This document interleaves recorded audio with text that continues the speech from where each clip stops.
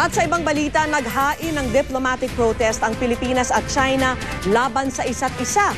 Bunsod ng standoff sa pinag-aagawang Scarborough Shoal. Nag-ugat ang tensyon ng sitahin ng Philippine Navy ang 8 Chinese vessel na nabistong puno ng mga koral at pating. Saksi si Maki Pulido. Wala pa ring kumukurap sa pagitan ng BRP Gregorio del Pilar at ng 2 Chinese surveillance vessels na mahigit isang araw nang may stand-off sa Panatag Shoal o Scarborough Shoal. May 124 nautical miles ang layo mula sa Zambales at sakop pa rin ng Pilipinas. If the Philippines is challenged, we are prepared to secure our sovereignty. Batay sa report ng Philippine Navy, 8 Chinese fishing vessels ang namataan sa Panatag Shoal noong April 8, kaya pinadiretso roon kahapon ang BRP Gregorio del Pilar. Na-inspeksyon pa ng ating mga sundalo ang 8 barko ng mga Chino at nabistong may karga itong mga coral, giant clam at mga pating. Pero 2 oras matapos ang inspeksyon, 2 Chinese maritime surveillance vessel ang dumating at halos pumagitna sa barko ng Philippine Navy at 8 Chinese fishing vessel. The 2 Chinese maritime surveillance vessels established contact with Gregorio del Pilar, utilizing the marine band frequency, and advised Gregorio del Pilar to leave the area. In response, the captain of Gregorio del Pilar also advised the Chinese maritime surveillance vessels that the area is not part of Chinese territory. Ipinatawag ng Department of Foreign Affairs ang ambassador ng China sa Pilipinas sabay hain ng diplomatic protest. Under international law, and this specifically includes UNCLOS, it was stressed that we have sovereignty and sovereign rights over Scarborough Shoal. Paliwanag ng Chinese Embassy, tumigil lang sa Panatag Shoal o tinatawag nilang Huangyan Island ang mga fishing vessel dahil sa masamang panahon nang harangin daw ito ng mga sundalong Pilipino. Armado, hinaras umano ng ating mga sundalo ang mga mangingisdang Chino. Sa Beijing, ipinatawag din ang kinatawan ng ating embahada at naghain din ng diplomatic protest laban sa Pilipinas. 菲方试图在黄岩岛海域进行所谓的执法的这个行为呢，是对中国主权的侵犯，也违背了两国关于维护南海的和平稳定、不使事态复杂化和扩大化的共识。中国的有关部门已经派出了政府的公务船前往黄岩岛海域，目前呢，中方的渔船和渔民是安全的。 我想重申呢，黄岩岛是中国的固有的领土，中方对黄岩岛拥有无可争辩的主权。 The international law is clear in terms of the fact that we are well within the 200 nautical mile exclusive economic zone. That is where we stand. China stands on a historical claim. Which we have been taking the view that their claim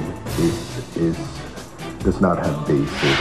Kahit tumatagal na ang standoff, sa diplomatikong paraan pa rin daw ito gustong masolusyonan ni Pangulong Aquino. Sinasabi naman ng China na let us resolve it through consideration of the international laws that govern such situations. At agree naman sila, kabahagi doon yung UNCLOS, pareho tayo signatory sa UNCLOS.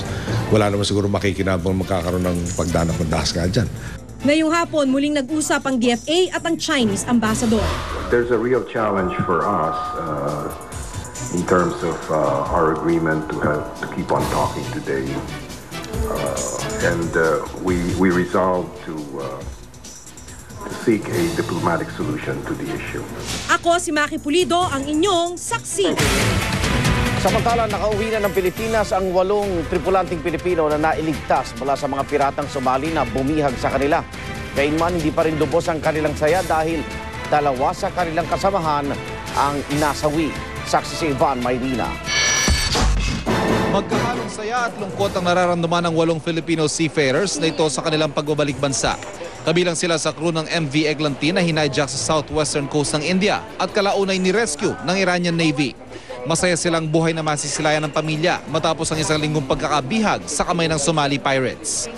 Pero may halong lungkot ang kanilang pagbabalik dahil 2 nilang kasamahang Pilipino ang namatay sa rescue operation. Sa pelikula yun, wala yan. Talagang tapos dito bala. Merong atake nila.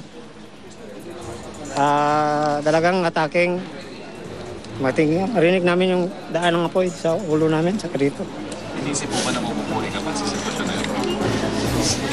Sa taas lang ang panangal ng langit. Ligtas kami lahat. Medyo kinakabahan. Dahil nga sa pangyayaring ganon, nakala namin din namin makakauwi rito. Awa naman ng Diyos, nakauwi naman, sir. Kitang-kita sa higpit ng yakap ng kanilang mga kaanak na makitang muli ang kanilang mga padre de pamilya. Masaya po. Nakarating yung husband ko ng safe. Mahirap po din po yung makalayo kami sa isa't isa. Kung ako lang po yung masusunod, okay lang po dito na lang siya magtrabaho. Pero si Mang Pedro Barbarona, ama ng isa sa mga nasawing Pilipino, pilit nagpapakatatag sa pagtanggap na bangkay ng iuwi ang anak, 2 o hanggang 3 araw mula ngayon. Nang huli niya raw makausap si Stephen itong katapusan ng Marso, nangako pa itong tatawag pag nakatawid na sila sa Iran. Masakit talaga kasi kung tutuusin, siya ang the only son, and then kinuha pa siya ng Diyos. Then sabi ko, siguro may kasabihan na man proposes, God disposes. Nagluluksa rin ang asawa ni Ziron Monson, ang isa pang Pilipino na nasawi matapos matamaan ng bala sa ulo sa palitan ng putok ng Iranian Navy at Somali Pirates. Birthday pa naman daw nito, 1 araw bago pumanaw. Hoping pa rin kami, kahit yung pamilya niya, na hindi siya yun. Ang main concern ko ngayon, yung makauwi siya rito, mabigyan siya ng marangal na burol, marangal na libing. Bilang mga miyembro ng Overseas Workers Welfare Administration o OWA, makakatanggap ng tig 220,000 pesos sa insurance sa mga naulilan ni Monson at Barbarona.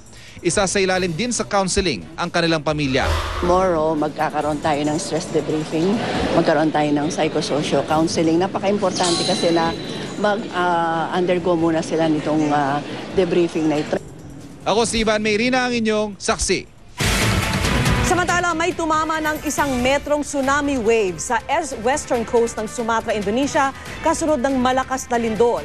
Sinusuri pa ng Disaster Agency ng Indonesia kung nagdulot ito ng pinsala. Pero kinansela na ang tsunami warning sa Indian Ocean na inisyu kasunod ng magnitude 8.7 na lindol sa Indonesia. Ito na po ang pinakamalakas na lindol na naitala ng US Geological Survey ngayong taon at ang pinakamatinding nadama sa Indonesia mula nang tumama ang magnitude 9.1 na lindol noong 2004 na nagdulot ng mapaminsalang tsunami. Mahigit 200,000 tao ang patay noon sa Indonesia at sa 11 pang bansa. Ang lindol naman kanina sa Sumatra, dama hanggang sa Thailand. Nasundan ito ng ilang pagyanig. Nagpakilos na ng relief teams ang Indonesia sa mga lugar na nilindol. Balik sa Pilipinas, tuloy pa rin ang protesta laban sa paghuhugot ng mga puno ng SM Baguio para bigyan daan ang pagpapatayo ng parking lot. Yan ay kahit pa iginiit ang pamunuan ng mall na pansamantala nilang ititigil ang kanilang earth balling operation. Saksi si June Veneracion. Hindi kinayang palamigin ng klima ng Baguio ang init ng mga protesta laban sa earthballing o paghuhugot at paglilipat ng mga puno mula sa property ng SM Baguio para gawing parking lot ang lugar. Hanggang kagabi, may paghuhukay pa rin sa binakurang lupain ng mall na nakunan pa nga ng GMA News kahit pa pinatitigil na ang earthballing alinsunod sa 3 araw na Temporary Environmental Protection Order ng Baguio RTC. Pero kanina, tiniyak na ng mga abogado ng mall na ititigil muna ang expansion nito habang mayroong environmental case laban dito. Gayunman, tuloy ang mga protesta na umabot pa sa tanggapan ng DNR sa Quezon City. Ang panawagan ng Kabataan Party List sa DNR, bawiin ito ang permit na ibinigay sa SM para magputol at maglipat ng puno mula sa kanilang mall sa Baguio City. Kaya naman daw itong gawin kung talagang gugustuhin. Bawasan yung tubo at yung kasakiman. Huwag yung mga puno ang putulin. Pwede naman po na medyo mag-fasting muna sa kaganidan. Pero hindi raw babawiin ang permit na nagpapahintulot ng pagpuputol ng 43 alnus tree. Gayon din ang paglipat o pag-earthball ng 77 Benguet pine trees at 42 sapling o maliliit na Benguet pine at alnus tree. Definitely, we cannot prevent somebody from doing development sa property niya. Dahil karapatan niya yun. Sa dami ng punong natanim na namin at itatanim pa namin sa Baguio, kaya niyang ma-overcome itong loss of loss of absorption as a result of these trees being transferred. Nauna na iginiit ng SM na mabisang paraan ng earthballing para mapanatiling buhay ang mga puno. Sabay sigurong magtatanim sila ng 50 kapalit para sa bawat ililipat na puno. June Veneracion ang inyong saksi. At sa iba pa ring balita, not guilty ang inihaing plea ni dating Pangulong Gloria Arroyo para sa 3 kasong graft kaugnay ng kontrobersyal na NBN-ZTE deal. Narito po ang report. Kahit mainiin daw manong sakit, kumakaway at nakangiti pa rin si dating Pangulong Gloria Arroyo nang dumating sa Sandigan Bayan kanina, kasama ng kanyang mag-ama, tagapagsalita at mga abogado. Narito siya para sa arraignment ng mga kaso kaugnay ng kontrobersyal na NBN-ZTE deal. Naka-neck brace ang kongresista at kinesyo tape sa kaliwang binti na bahagi raw ng kanyang therapy. I've not been feeling well because of the shingles. The pain is severe in shingles. It's like a very, very bad flu. That's the pain because it's nerve pain. I hope you put chicken pox. Yes. Oh, you have? No, I have the shingles now. But it's contagious, but you will not get shingles. You will get chicken pox. Pinayuhan nga raw siya ng doktor na huwag nang dumalo sa arraignment, pero mahirap daw na ipagpaliban pa ito.